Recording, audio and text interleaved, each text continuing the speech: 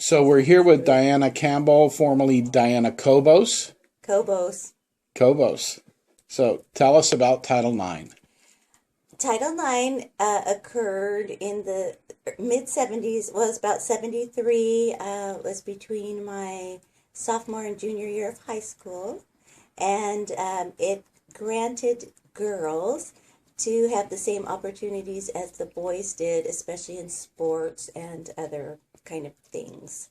So because of that, when I was a junior, I got to take wood shop, where before girls had to take home ec.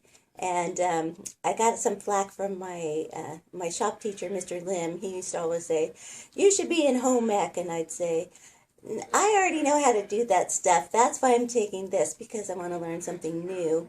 And it was pretty funny because I was in there with a bunch of freshmen, and he would use me as an example. He'd say, "Cobos, go get me some kind of tool," and I'd go get it, and he'd tell the boys, "See, this girl knows the tools better than you do."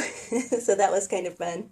But even though we did have it out one time, I had it out with Mr. Lim because of that whole home ec thing. And after I stood up to him, then he always adored me. What about swimming? Swimming. Well, I was on a city team, Covina Aquatics, and when they allowed girls to be in the to have the same opportunity in sports, I joined the swim team.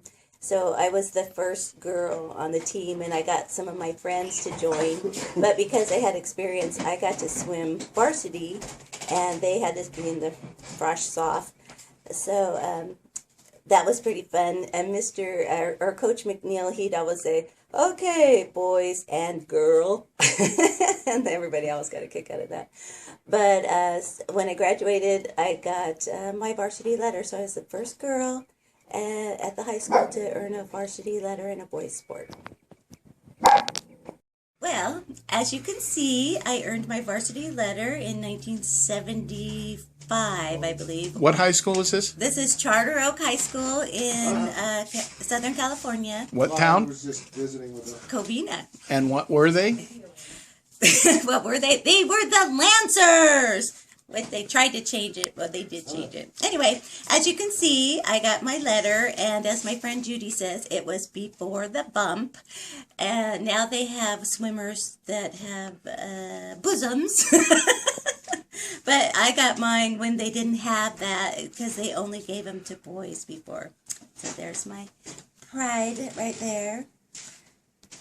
I wanted to tell the story about getting the swimsuits because everybody had to go swimming in PE, but they had these very thick, ugly, black, like triple layered suits.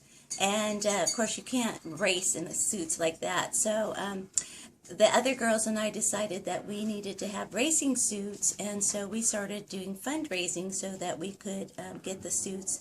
And I approached the coach, and he said, "You can't just do that on your own. You have to go to the director of activities." So I wrote a letter to the director of activities, Mr. Insman, and the next thing I know, we had racing suits, and all the money that we had raised on our own, we had a party instead.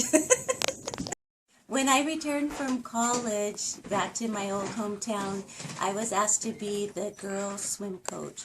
So everything was different because they had a whole girls' team, and they had their own uniforms. They had the whole system of girls getting varsity letters and jackets and everything. And they even had a varsity locker room. But the girls, swimmers weren't allowed in there. And so I fought for my swim team, and they got to be part of in the locker room too. So that was my other story about swimming. Why weren't they allowed? Well, I think because they were considered a lesser sport. They didn't ever go to CIF. They didn't go to CIA either, as I recall. They didn't. Their main thing was field hockey. The girls were always big field hockey winners. So it was the field hockey girls, the baseball girls, the basketball girls, but the swimmers weren't there. And so I I stood up and I said, why aren't the swimmers in there? And so then after some struggle with the other coaches, they were finally allowed in.